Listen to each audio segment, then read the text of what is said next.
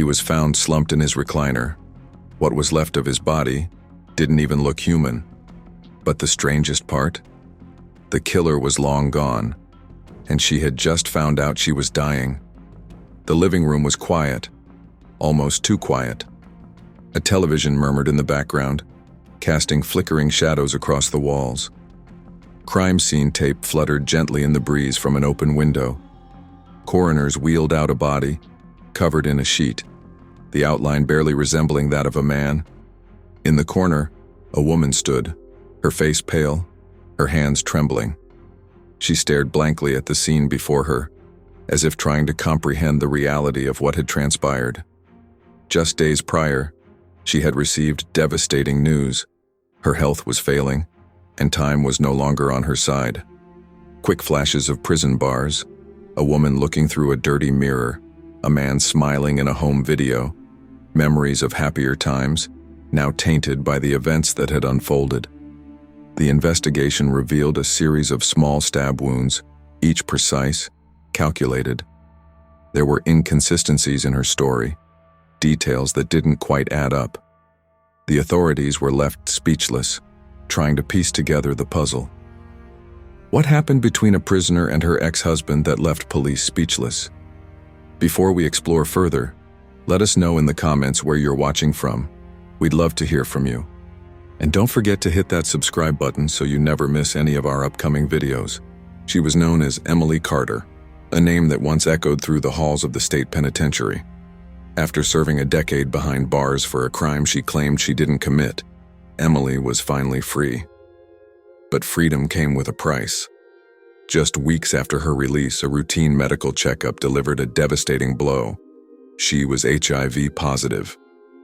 The news hit her like a freight train. Questions swirled in her mind. How? When? Who? The betrayal was palpable, and her thoughts turned to the one person she had trusted most, her ex-husband, Michael Carter. Michael had stood by her during her trial, professing her innocence to anyone who would listen. But as the years passed, their relationship deteriorated. By the time Emily was released, they were strangers. Still, she reached out to him, hoping for answers, closure, perhaps even reconciliation. Their reunion was brief.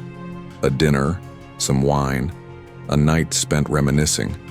But days later, Michael was found dead in his home, his body mutilated beyond recognition. The scene was gruesome, the violence excessive. Investigators were baffled. There were no signs of forced entry, no fingerprints, no DNA, nothing to indicate who had committed such a heinous act. Emily was brought in for questioning. She denied any involvement, insisting she hadn't seen Michael since their dinner. But inconsistencies in her story raised red flags. Phone records showed multiple calls between them in the days leading up to his death. Neighbors reported seeing her car parked outside his house late at night. As detectives delved deeper, they uncovered a series of diary entries penned by Emily during her incarceration. In them, she spoke of betrayal, of revenge, of making those who wronged her pay. One entry stood out. "He took everything from me. My freedom, my health, my life. Now, it's his turn." The coroner's report added another layer to the mystery. Michael had been stabbed multiple times, each wound precise, calculated. But the cause of death was a lethal injection of an unknown substance. Toxicology reports were inconclusive, leaving more questions than answers. Was Emily seeking revenge for her diagnosis? Did she believe Michael had infected her? Or was there another player in this deadly game? Someone pulling the strings from the shadows? As the investigation continued, one thing became clear. The truth was far more complex than anyone could have imagined. Years of lies, secrets, and hidden agendas were unraveling, leading to a chilling revelation that would leave everyone questioning what they thought they knew. Emily Carter was born in the heart of rural Missouri, in a town where everyone knew each other's names and secrets. Her childhood was marked by hardship. Raised by a single mother who juggled multiple jobs, Emily learned early on that life was a series of challenges to be met head-on. Despite the odds, she found solace in her studies and dreams of a better future. High school brought a glimmer of hope in the form of Michael Carter, the charming quarterback with an infectious smile. Their connection was immediate, and soon they were inseparable. After graduation, they married, believing love would conquer all. Emily put her aspirations on hold to support Michael's ambitions, working tirelessly to build a home and a family. But the fairy tale began to unravel. Michael's demeanor shifted from affectionate to controlling. He questioned her every move, isolated her from friends, and dismissed her opinions. Rumors of his infidelity circulated, but Emily, clinging to the remnants of their love, chose to ignore them. The emotional toll was immense. Emily's once vibrant spirit dimmed under the weight of constant scrutiny and manipulation. In a desperate attempt to regain some semblance of control, she made a series of poor decisions, leading to her arrest on charges of fraud. Some believed Michael had a hand in orchestrating her downfall, but concrete evidence remained elusive. Prison was both a punishment and a refuge. Away from Michael's influence, Emily began to rediscover herself. She participated in counseling sessions, pursued educational opportunities, and started journaling, a practice that became her lifeline. Her writings revealed a woman grappling with betrayal, loss, and a burning desire for redemption. Upon her release, Emily faced the daunting task of rebuilding her life. The world had changed, and so had she. Determined to move forward, she sought closure with Michael, leading to the fateful dinner that would precede his untimely death. After serving nearly a decade behind bars, Emily Carter stepped back into a world that had moved on without her. The air felt different, the streets unfamiliar. She was a free woman, but the weight of her past clung to her like a shadow. Determined to rebuild her life, Emily scheduled a routine medical checkup, a standard procedure for someone re-entering society. She expected the usual: blood tests, a physical examination, perhaps a few words of caution about staying healthy. But nothing could have prepared her for the news she received. The doctor entered the room, his expression somber. He hesitated before speaking, choosing his words carefully. "Emily," he began, "your tests came back positive for HIV." The room spun, her mind raced, trying to comprehend the implications. How? When? She had been incarcerated, isolated from the outside world. The only possibility she could fathom was a visit from her ex-husband, Michael Carter. She recalled a particular visit, one that had left her feeling uneasy. Could he have assaulted her? Had he knowingly infected her as an act of revenge? However, others painted a different picture. Rumors circulated that Emily had engaged in a clandestine relationship with another inmate.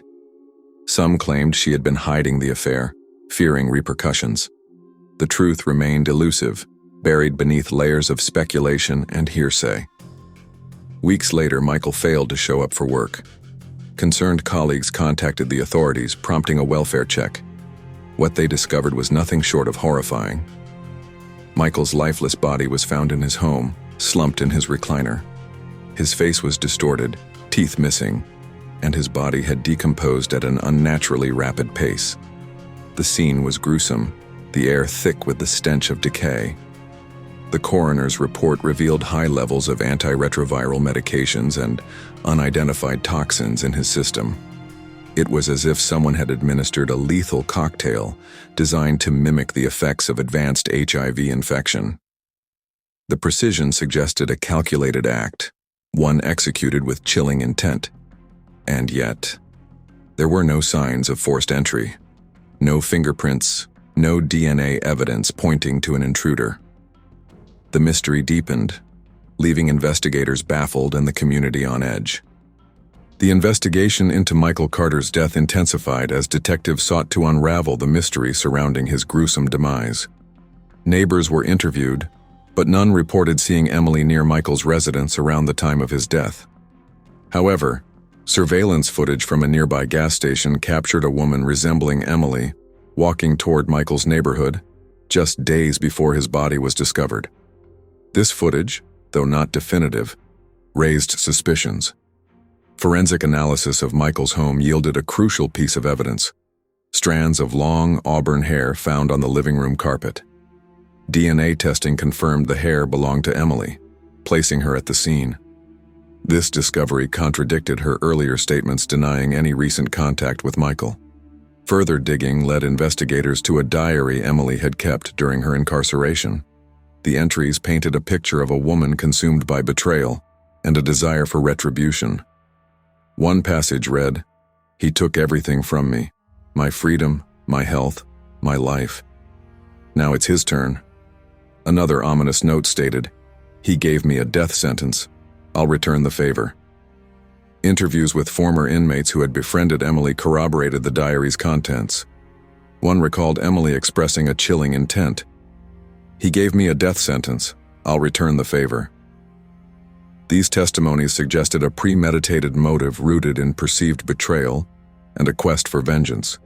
However, Emily's defense team presented a different narrative.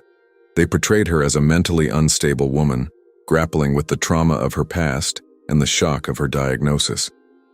They argued that Michael's death could have been natural, pointing to his history of health issues and financial troubles that may have led to dangerous associations. They emphasized the lack of direct evidence linking Emily to the act of murder. The case remained mired in uncertainty until a final piece of evidence emerged.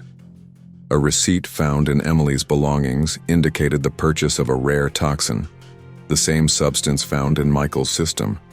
This discovery provided the missing link, suggesting a deliberate act rather than a natural death. She sat across from the detectives, her hands folded neatly in her lap, eyes steady. Emily Carter appeared composed, almost serene, but as the questioning delved deeper, cracks began to show. "He knew what he did to me," she murmured, voice barely above a whisper. "I just made sure he felt it too." The room fell silent. Detectives exchanged glances, the weight of her words hanging heavy in the air. But a perplexing detail remained. Emily had never disclosed her HIV status to anyone. So how did Michael end up on antiretroviral medications? The answer lay in a name that surfaced during the investigation: Daniel Hayes. A former inmate and medical technician, Daniel had crossed paths with Emily during her incarceration. Their connection was more than casual. Whispers of a clandestine relationship had circulated among prison staff. Upon his release, Daniel secured employment at a medical supply facility. Access to medications, including antiretrovirals, was part of his daily routine. When questioned, Daniel initially denied any involvement. But confronted with evidence, a surveillance video placing him near Michael's residence and records of unauthorized access to medications, he confessed. She wanted him to rot. From the inside, Daniel admitted. He detailed how, under the cover of night, he entered Michael's home using a key Emily had provided. While Michael slept, Daniel injected him with a concoction of antiretroviral drugs and toxins. The goal was not immediate death, but a slow, agonizing decline. The revelation sent shockwaves through the community. Emily's calculated vengeance, executed with chilling precision, painted a portrait of a woman driven to extremes. The case served as a grim reminder of how betrayal and pain, left unchecked, can fester into something deadly. The courtroom was silent as the verdict was read, guilty of second-degree murder. Emily Carter, once a devoted mother and wife, now stood convicted of orchestrating her ex-husband Michael's death. The revelation of her involvement had sent shockwaves through the community. The aftermath was devastating. Emily's children were placed into foster care, their lives upended. Michael's family grappled with the dual loss of their son and the betrayal by someone they once considered family. The trial had exposed a web of deceit, pain, and vengeance that left no one unscathed. Emily's defense had argued diminished capacity, citing her traumatic experiences and mental health struggles. But the jury found the evidence of premeditation compelling. The diary entries, the procurement of toxins, and the involvement of her accomplice, Daniel Hayes. The sentence was clear: life in prison. 3 months into her sentence, Emily's health deteriorated rapidly. The HIV infection, which had been a catalyst for her actions, now consumed her. She died alone in her cell, a life marked by tragedy, ending in solitude. After her death, prison staff discovered a letter hidden beneath her mattress. In it, she wrote, "I was already dead. I just wanted him to feel it too." The words echoed the pain and resentment that had festered within her. Further investigation revealed that Michael had knowingly infected Emily with HIV. Medical records confirmed he had been diagnosed years prior and had concealed his status. The revelation added a layer of complexity to the case, blurring the lines between victim and perpetrator. In the end, it wasn't just murder.